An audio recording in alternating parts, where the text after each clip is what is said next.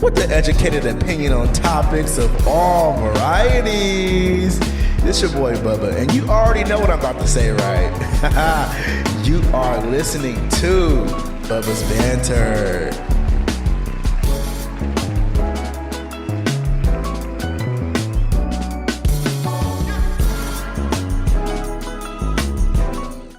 Yo, what's good, y'all? It's your motherfucking boy. I ain't gotta say no names, right?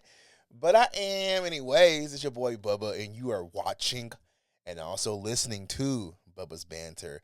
I hope you guys are living well, feeling well. I am doing good. I am back, y'all. I'm freaking back. I'm fucking back, finally.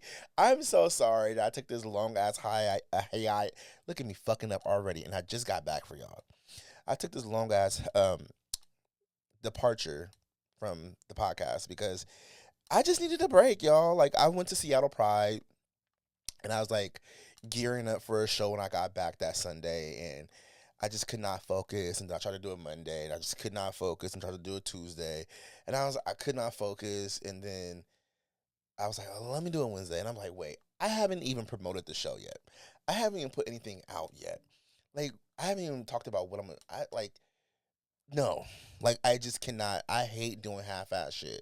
So I like to record, since it's a pre-recorded show, I like to record the show like a week or two before, just to get stuff out, get promo out, get people anticipated to watch it, and stuff like that. And so I focus on that a lot. And sometimes it's hard when you are having a personal life and things going on and life just happening.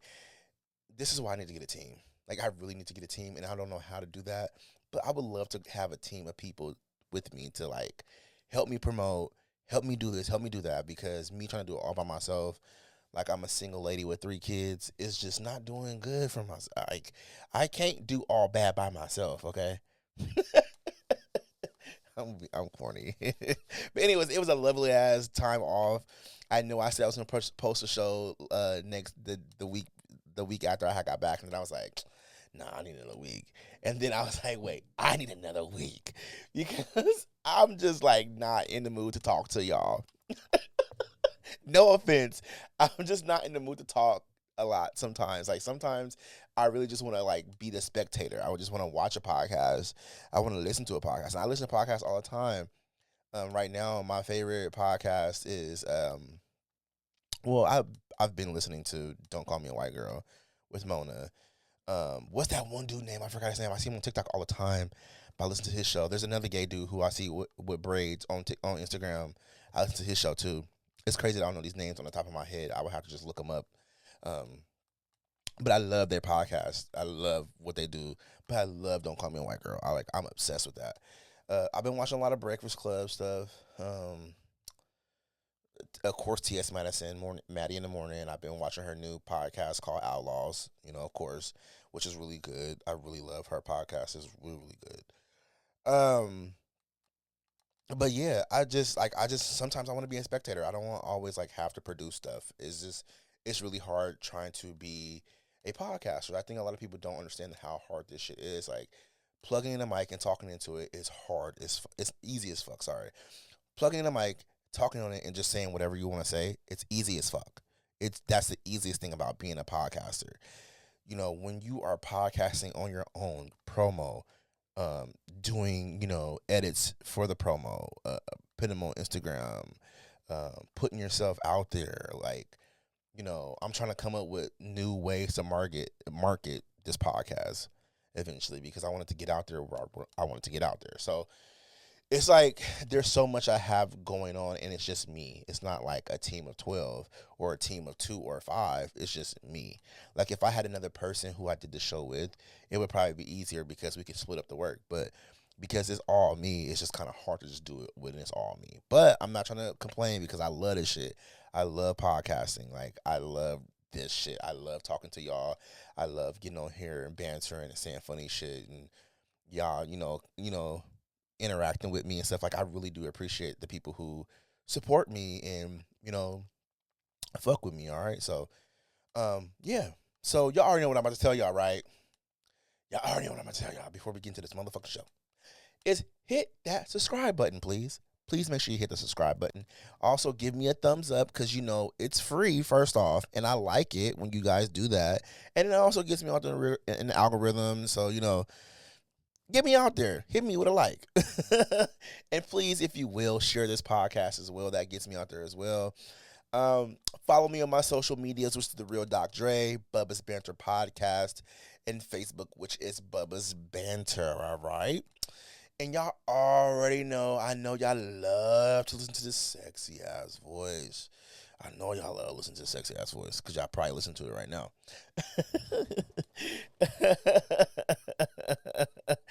Beggars can't be choosy, right? But if you do listen to audio podcasts, make sure you listen to me on Spotify because this show is hosted by Spotify for creators.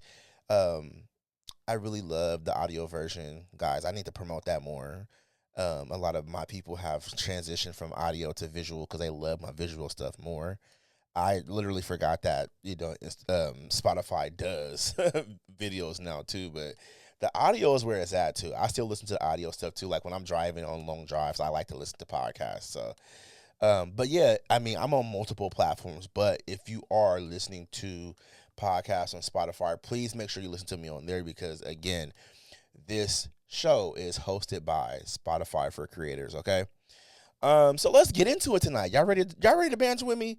So, I had a conversation with a friend who happens to be straight. Yeah, I know. Happens to be straight. And I talk about body positivity on here all the time. But follow me. So, me and my friend were having a conversation about something that has to do with body positivity or body imagery issues. And he said, bro, I want to know from your perspective, why do gay dudes always hit on the powerlifters? Like, why do they always be in the inbox? Why do I got to get a whole bunch of messages from thirsty ass dudes? And I was like, well, boom, right there, thirsty ass dudes. And he was like, no, but like on like other than just them being thirsty ass dudes, like what makes me, attractive? Like, is it because I'm quote unquote hyper masculine? Blah blah blah. Like what is that? And I was like, well, I mean, we all like stuff that we like, but I was like, you're just attractive. Like they find you attractive, bro. Like you have a certain aesthetic. And when I said aesthetic, it hit me like, oh, because I think a lot of times it's more than the aesthetic or the attraction. It's the aesthetic. That's what I meant to say. Sorry. It's more than just physical. It's the aesthetics. And a lot of us don't really want to take that into consideration, that body imagery issues is not just about, physical. It's also the aesthetics, the way you wear clothes, the way the certain styles you wear, the way your hair looks, the way your teeth look, the way the eye color. Like it's not just a physical thing. The way you walk, like there is an aesthetic that people want to have. And that's something that we don't talk about when it comes to body imagery and body imagery issues. There we go. I'm trying to get that out. So he was like, well, what would you call my aesthetic? And I was like, well, the straight man aesthetic. The straight man aesthetic. Yeah, I know what the straight man aesthetic is. Okay, what is the straight man aesthetic? If I was to define that, I would say it's like the dudes who were like Carhartt and shit. The guys who like, I guess, overly like, what's that word? Exaggerate what it is to be a man, like that look. Like, I guess you could say that. Like, fuck. Y'all know what the fuck I'm talking about. It's like the Carhartt flannel, dirty Timberlands, dirty like fitted caps, oversized sweats, it's that blue collar, no nonsense type shit. It's giving I build houses but I don't use lotion type look. Like, you know what the fuck I'm talking about. It's become like a curated like trend. It's like something that people like, just like, especially with gay men, they love to like or to look like, but they also find that attractive. And so, social contagious is a real fucking thing, y'all. It's not about even about being passed as straight. It's it's like it's I think that look has became a lane of its own desirability, because it's like, if I desire men that look like that, I gotta look like that to desire men that look like that. You feel what I'm saying? So I think a lot of gay men want to look like that so much, and they like, you know, fixate on it because they're like, I'm attracted to men that look like that. And so I gotta wear that shit to attract the men that look like that.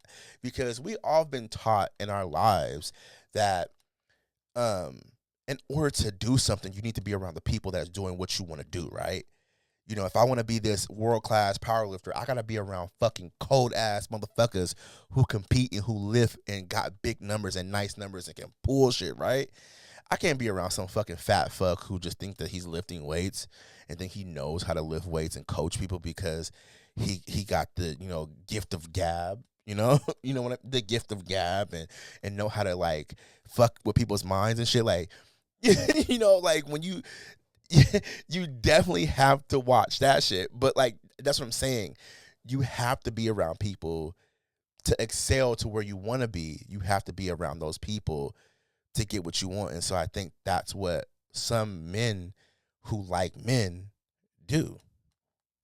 So some of y'all who are probably watching this and probably listening as well are probably wondering, like, how did it even become a type in gay culture? So within the gay community, you know, there's multiple subcultures, and I think one of the things that started this type is the bear culture. If y'all know what a gay bear is, if you follow me on Instagram or TikTok, you're gonna always see gay bear tags, you know, because I'm a part of that community. I'm a part of the bears, right? So if you don't know what a bear is, and please don't say straight bear, because I'm gonna get irritated. Ugh, I hate that one. Um, but I hate that one. But a bear is a guy who's like fluffy, sometimes hairy, sometimes muscular, sometimes hairy and muscular. You know, that shape. You know, sometimes I guess muscle and a chub. Like I'm kind of like muscular, but kind of like fluffy too. So I guess I don't know what you would call me, but I know I'm a part of the bear community now. I mean, I'm attracted to bears.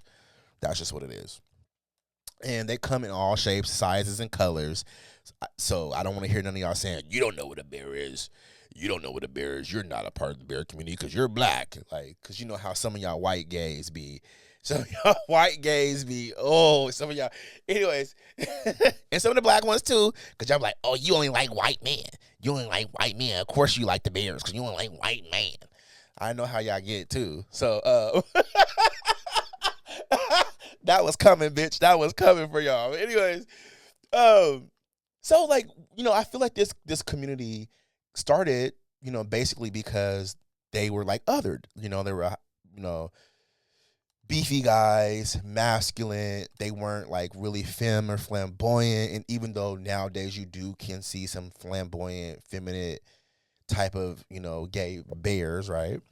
But I think back in the day, like the 60s, 70s, you know, even 80s and 90s too, but like around that time era for gay men, they wanted to make people see like, hey, I'm not like that. I'm not against that, but this is who I am too. And also I like men who are like this too. And so they kind of like, you know, kind of like under the radar, I guess. Not DL dudes, not trade, you know, not your, you know, typical Republican congressperson, but but like they're just regular gay dudes who like regular shit, sports and all that shit, and blah blah blah blah blah, right? And it just appears to be masculine presenting mostly, just living their life. So I feel like within that you find that because like, you know, being the sneaky ass little 14-year-old I was, because I was a sneaky, I knew I was gay at 12, and you know, my mama should not have left me on the internet alone, especially on AOL.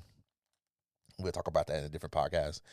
But I used to like look up porn and shit like randomly, and I used to always think like, man, if I was gay, I gotta be a girl.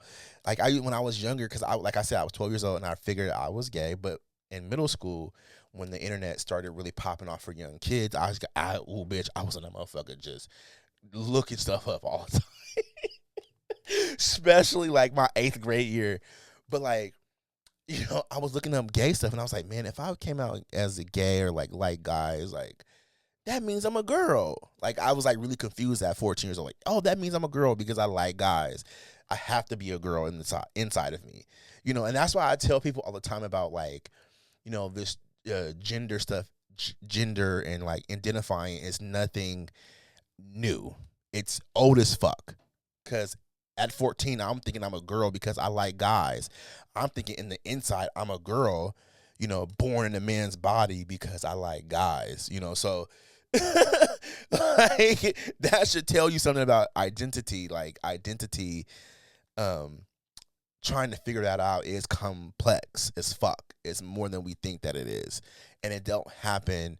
It happens at all ages and stages of life. So, but again, I was looking at porn and I remember finding like porn with like this one guy named Tit Pig and, all these old performers, Ali, this Puerto Rican fucking thick ass brown bear that I used to just have the biggest crush on, Bobby Blake and Flex Dion and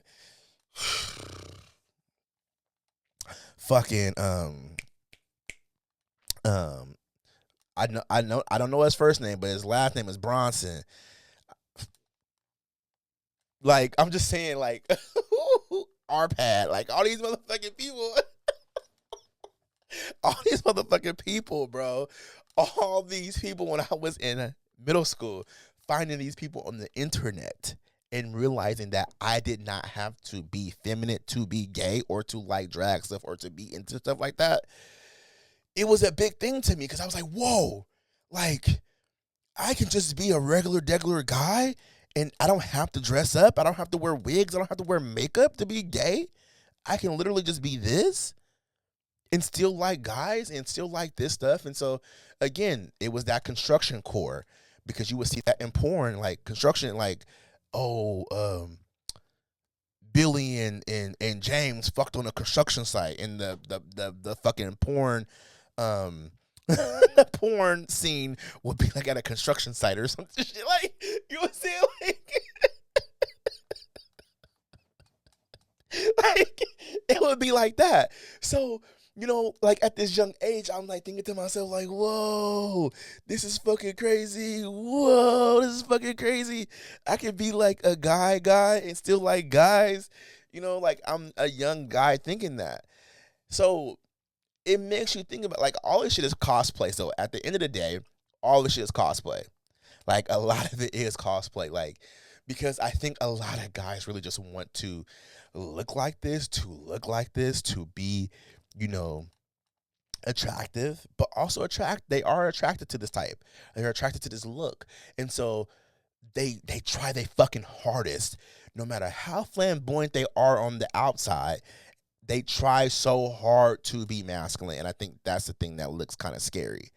It's scary as fuck that you rather sacrifice yourself to be desired by someone who potentially don't want you that way, especially if it's a straight dude, struggling with his sexuality or something. Like, ain't nobody got time for that.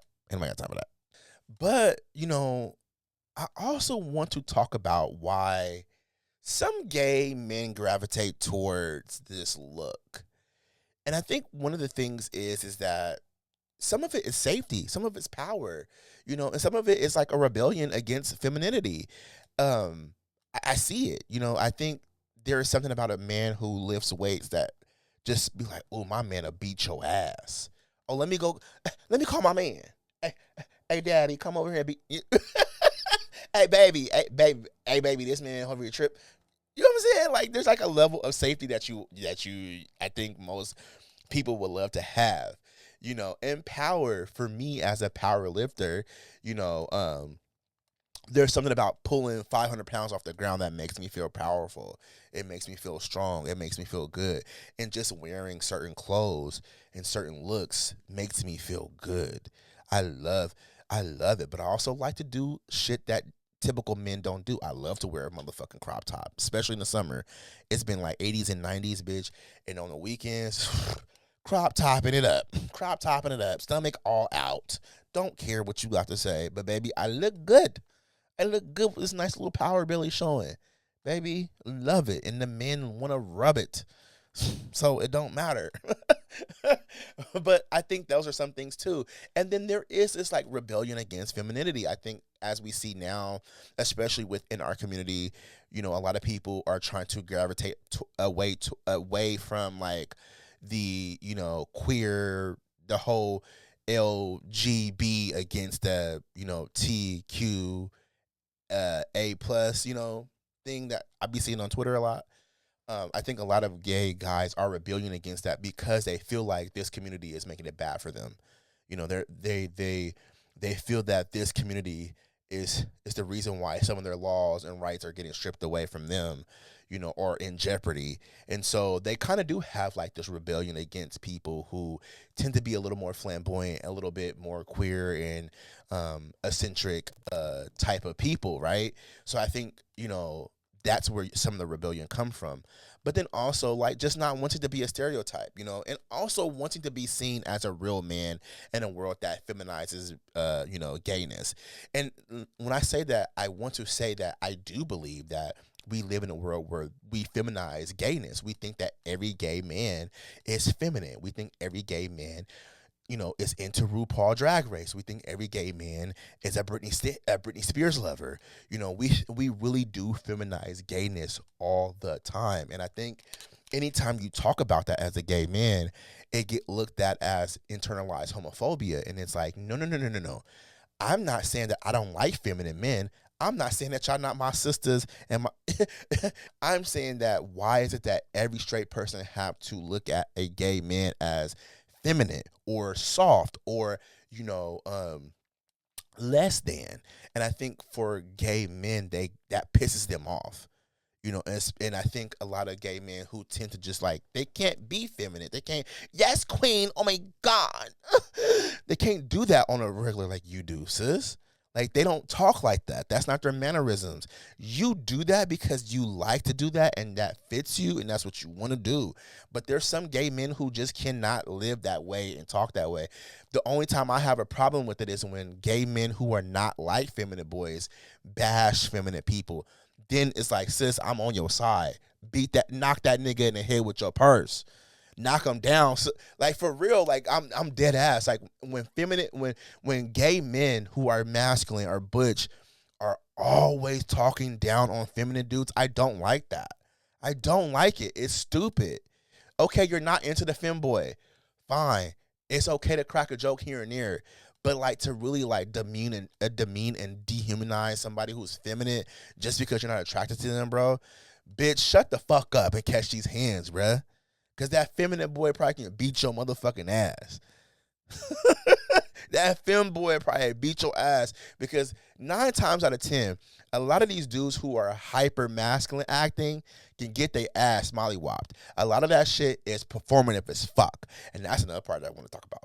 It's like a lot of y'all are just chasing the look. But the performance is not always A plus, baby. Like, I know, some of y'all is performing because when y'all be in the room, yes, daddy, oh my god. But that performance you put on when you out, like, nah, baby. And I'm not bottom shaming, and I'm not bottom shaming at all. I'm just saying, like, some of y'all really be acting like y'all just mask for mask, and it don't even be like that. It just be like, I'm just trying to set a trap for somebody.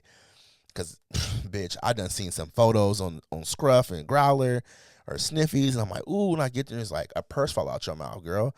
Like, you can have a look, but if you don't have all the other aesthetic to go along with it or the physical features sometimes, it's like, I guess. Not even trying to knock you for, like, having the look, because that's cool, but, like, at the same time, bitch, like, you can't be sitting up here trying to, like, code switch and talk about your sisters, but you are a sister deep down inside. That's what I don't like. That's what I don't like. But yeah, I think that's where it comes from too, though. I think there's a lot of different reasons why we have this, but hey, it is what it is, right? But my question is it expression or is it assimilation? Is it assimilation, baby? Yes, I'm using big words. Because a part of me feels like it's genuine for some people because it like you get genuinely like drawn to certain styles because I'm that way, and especially like that Carhartt look, like again I talked about social contagions on here, and I think social media is a big you know influence on how we look at styles and clothing nowadays, and so people pick that up because of that, at the end of the day. um so I think because of social media, we kind of get told what to wear, in a certain sense, and where to fit in at, and what our style should be like. And so I think a lot of times guys are like, man, well, I'm a man, I'm manly, I want to look like that, and that's what I like because I've done it for sure. Especially with the cowboy aesthetic. There's this guy, I forgot his name, is King something, is a black dude. I saw him back in 2020 or 2021, and I was like, "Ooh, I want to pick up this cowboy shit. This cowboy aesthetic is so dope." And then Beyonce dropped her album, and everybody started wearing the cowboy aesthetic, which kind of irritated me. But I still went along with it because I thought it was fucking dope. That I saw this black man kind of like living his life with that type of aesthetic, and I was like, man, I love that because I'm a stocky dude, and it fits me well. And I'm like, okay, cool. I want to wear shit like that. So yeah, I got gravitated towards, but at the same time, I always question too: do people gravitate towards these styles because it makes them more palatable, right?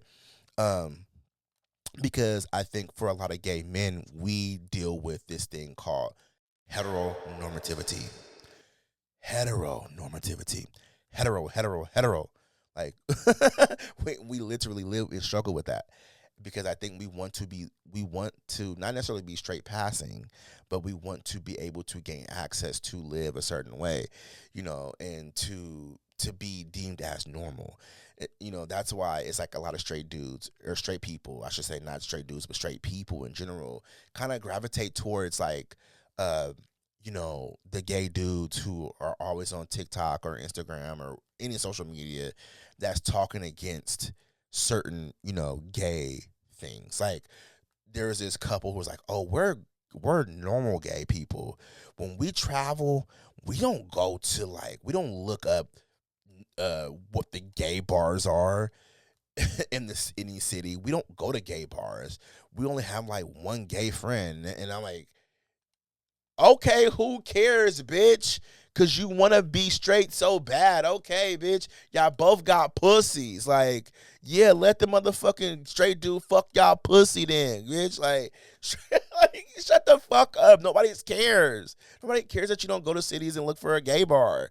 Okay, you don't want to find community, so fucking what? Who cares, bitch? Like, it's the corny shit. It's the corniest shit ever to me to get on the internet and say shit like that. Like, because I'm gonna crash out. I really hate when people do that shit, bro. It's so weird. And I think again, a lot of straight folks gravitate towards those gay people and be like, "Oh, that's a fresher breath air," because it fits their prejudices. It really does, and that's why they listen to them. Like the Flame and Roll, Blair White. Like these people make money off of Instagram and TikTok and YouTube, and they get all these millions of views because straight people really love listening to that rhetoric because it fits their biases. They never question that shit. They just like, "Oh, why is this gay person talking bad about trans people or gay people?" They never question that shit ever, but they support and donate money to these folks. It's weird. It's so weird. It's so fucking weird. It really is weird. But yes, I think that it's a part of that. I think there's this thing of I want to be accepted. I want to be looked like I'm a normal gay person. I'm just normal. Gay is just my sexuality, not my personality. How some people like to say that.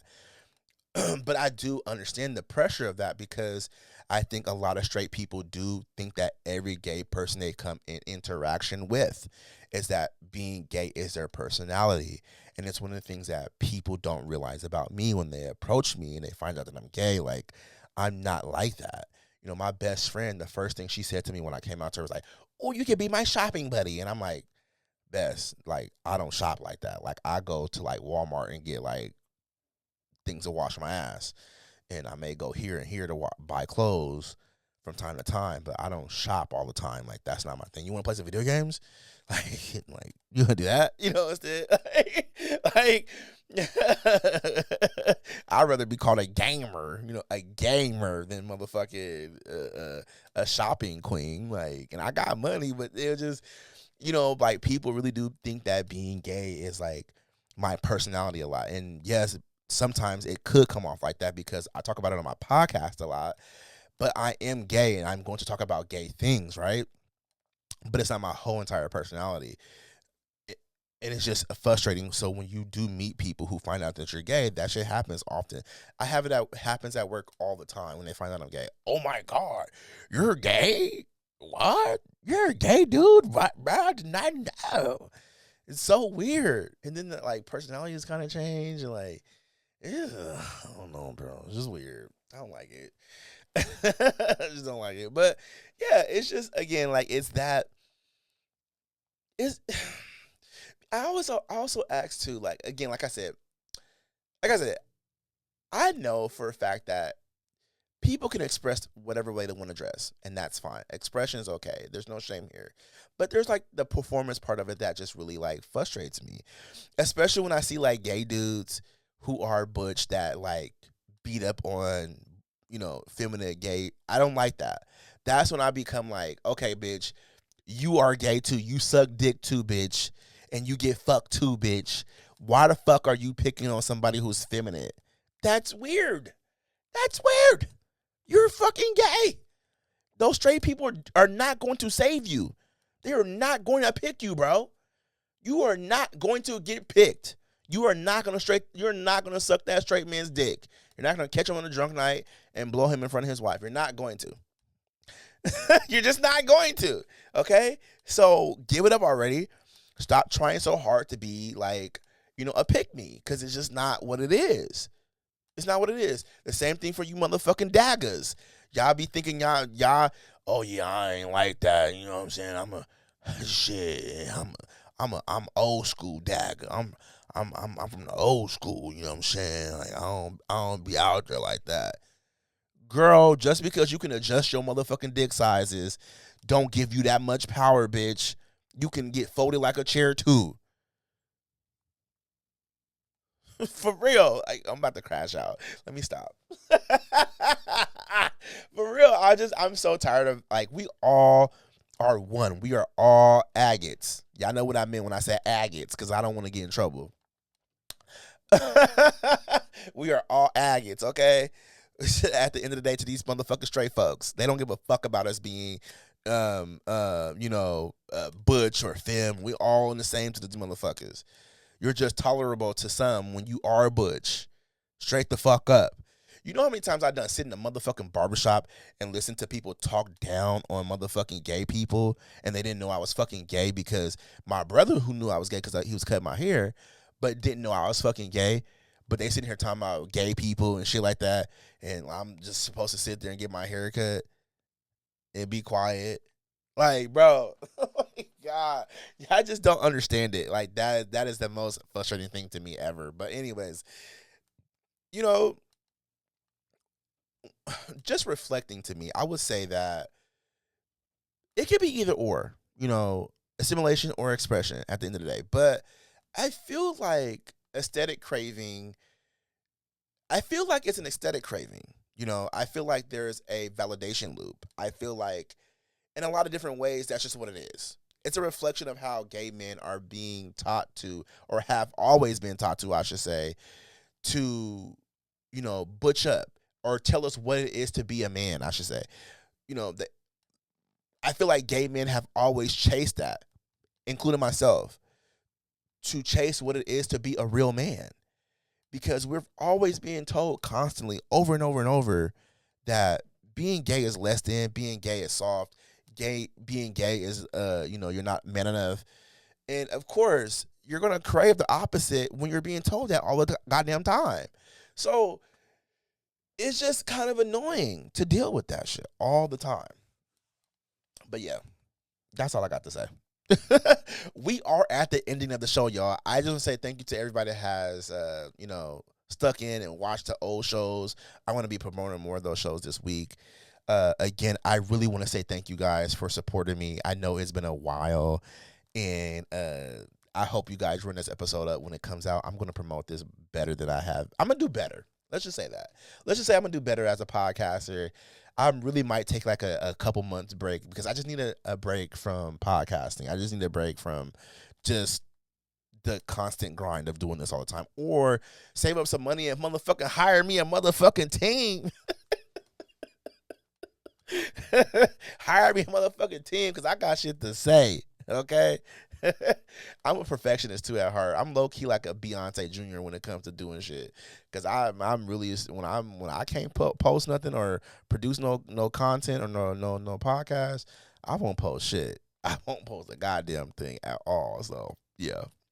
But anyways, make sure you guys do the things that I asked. Hit that subscribe button. Please also make sure you hit that like button because again, it's free. Why not?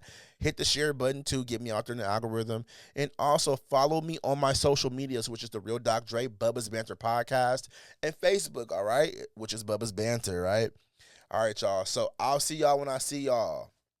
Peace.